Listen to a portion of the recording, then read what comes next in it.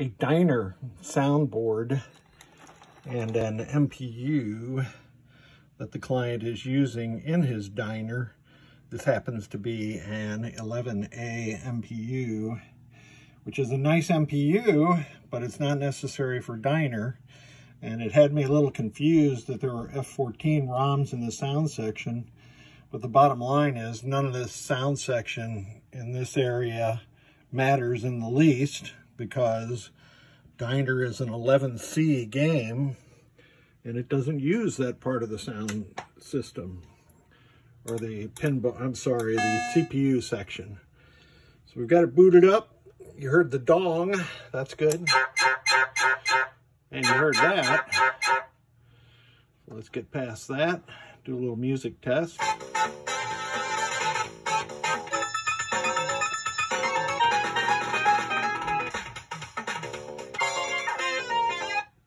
So all that's working correctly. Display test.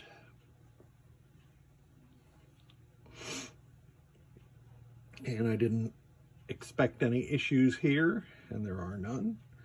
So this board, I replaced the power input header and 1, 2, 3, 4, 5, 6, 7, 8 capacitors in the power input and reset sections, and over in the sound development section, even though those probably won't be used.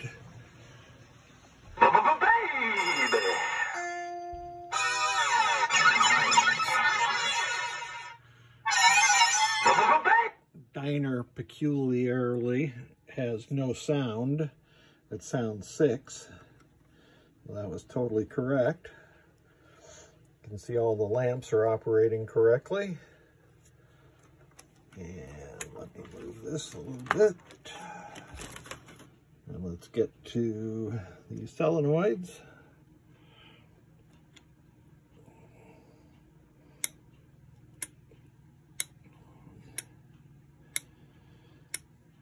I'm closing in on 600 subscribers, which flabbergasts me. I didn't think that many people were interested in repairing pinball PCBs and drop in periodically to check it out, but that's pretty neat. Oddly enough, I have a video of Union Pacific 4014 that I made when it came near St. Louis, and it has 2.1 million views. Something I posted and just forgot about. Strange. So that was the special solenoids I just tested, along with all the other solenoids. Let's do switch edges.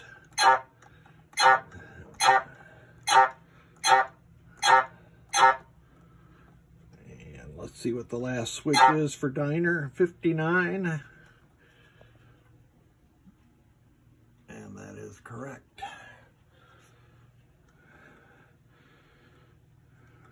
Can go through the audits. And adjustment 23, is it? Yeah, it's free play since I've installed NVRAM. That'll hold up. So the lamp matrix is back to dancing, as our old friend Leon used to say. And no solenoids on except the AC select relay solenoid. So this board, both the sound and the MPU, are good to go. I thank you so much for sending it. Free play.